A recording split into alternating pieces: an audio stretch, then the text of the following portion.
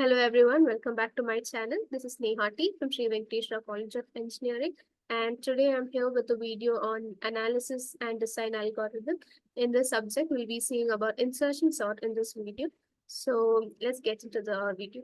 And before that, if you haven't subscribed to this channel, please do subscribe and like my videos if you have liked it or if you understand something from this, please do like it without fee and please do subscribe to. So in this video, we'll be seeing about introduction to sorting algorithms, sorting techniques, insertion sort. So in sorting techniques, we'll just be seeing the various types of sorting, and then we'll be learning about insertion sort in detail in this video.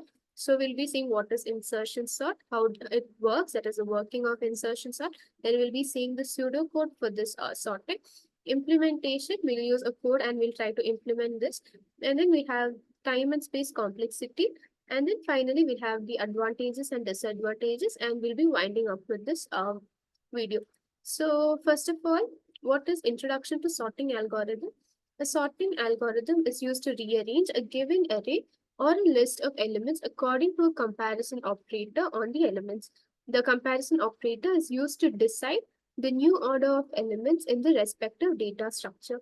So why is sorting used and what is sorting? So it will be given with an array or a list of elements, and we have to arrange it in an order, and that order will be like it is according to our wish. So if we tell like we need an array, if we need to sort an element according to the alphabetical order, that is from A to Z or reverse or even smallest to greatest numbers or greatest to smallest. So here we are doing sorting. And for this sorting, we'll be using the sorting algorithm. And why we use it is sorting is a list of elements and can take a long time, especially if it is a large list. A computer program can be created to do this, making sorting a list of data much easier. So when we're doing it manually, we might take time, and especially if it is a large list, we'll need a lot of time for that.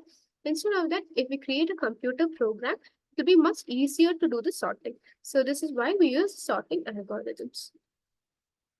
And the various types of sorting, there are a lot of there are some types of sorting algorithms, and in that some of them are selection sort, bubble sort, insertion sort, merge sort, quick, and heap sort. So these are the most commonly used sorting techniques. And now we'll be learning about insertion sort. Insertion sort is a simple sorting algorithm that works by iteratively inserting each element of an unsorted list into a correct position in a sorted list. So we'll be inserting an element from the unsorted list into the correct position in a sorted list. So it is a stable sorting algorithm, meaning that the elements with equal values maintain their relative order in the sorted output. So this is insertion sort. We'll be seeing how it works in the next slide. So working of insertion sort, we'll be seeing in this, and then we'll read it out later. So it will be, if we are given with an array of elements that is 12, 11, 30, 5, 6, you can see this is unsorted. It is neither from, okay, so it's neither from largest to smallest or smallest to largest. So it is basically an unsorted array. Now we're going to sort it from smallest to greatest number. So now what we do is we always start from the second element. We don't start with the first element, we start with the second element. So we start with the second element of the array as first element in the array is assumed to be sorted. So we'll start from 11 over here. Now what we do is we check 11 and 12. Are these sorted?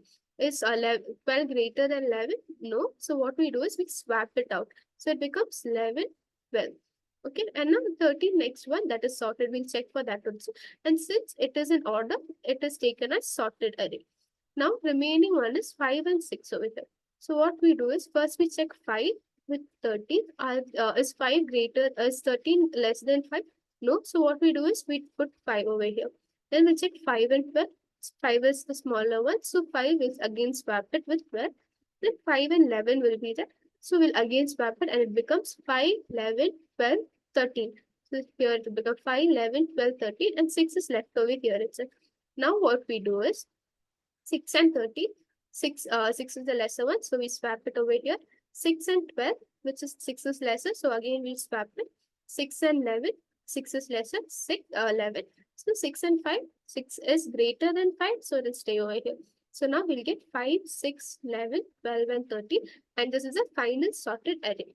Now compare, so if we read this, compare second element with the first element and check if the second element is smaller, then swap them.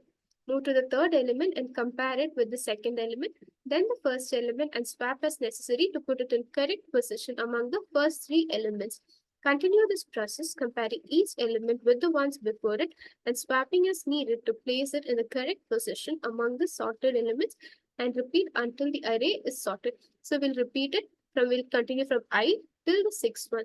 So that is I to n minus 1. Okay, so this is what we're doing in this insertion sort. Now, coming to the pseudocode for the insertion sort, will we say for I is equals to 1, okay, I from 1 to length of 8, because we have to travel through from I to I is equals to 1 till the end of the array. So if we are writing a code, we can write it as I is equals to 1 till I less than equal to n minus 1 or less than less than equal to n minus 1 or less than n. Okay, now then we'll take the key element as ai. So key is equals to ai, j is equals to I minus 1, y, j greater than equal to 0, and so it should satisfy both the conditions, only then it will enter the loop. If not, it will not enter the loop. So while j greater than equal to 0 and a of j greater than key, if a of j is greater than key and if j is greater than equal to 0, then it will enter the loop, and that will make a of j plus 1 is equals to a of j, and j is equals to j minus 1. Then it will come out and then it will become a of j plus 1 is equals to k. So what we're doing is here we are swapping the elements, and it should satisfy both the conditions, only then it will enter the loop. So a of j plus 1 is equals to a of j. So the element over here will get swapped to this. J is equals to j minus 1, and then a of j plus 1 is equals to k. So it's basically swapping which is happening over here. Now we'll try to implement a code. So we're taking the header files here. We'll do it and check. So here, when we're doing it, we have the header files. After that, we have a function. This function is for the insertion sort function. Then we have the print function. And then finally, we have the main function. Okay, so now in insertion sort, we'll start from the main function. In insertion sort, what we do is int array. We're giving an array. We are not taking input from the user, but we're just giving it. Int array is equals to 12, 11, 13, 5, and 6. This is an array we are already taken. Okay, then int n is equals to size of array by size of array of 0 element. This is because we don't have the value of n, but we need the value of n because we have to put n value over here. So we have to find the value of n. And for that, we'll be using this line over here. Then we'll enter the function insertion sort array n. Okay, so we're coming to this function over here. To come over here, then int I, k, j. So we declare I, k, and j over here. After that, we'll create a for loop. For I is equals to 1, it won't starting from the second element, and since indexing will start from 0, the second element index will be 1. So I is equals to 1, I less than n, or we can write it as less than equal to n minus 1. Both are same till I plus plus. T is equals to array of I, j is equals to I minus 1, y j greater than equal to 0, and it should satisfy both the conditions. And array of j greater than key, what will happen? It will enter the loop. Array of j plus 1 is equals to array of j is equals to j minus 1. After this, we'll close the loop over here, and then array of j plus 1 is equals to key. This is the function for insertion sort. After this, the elements will get sorted to come over here. And then we'll again we'll go to the print array function.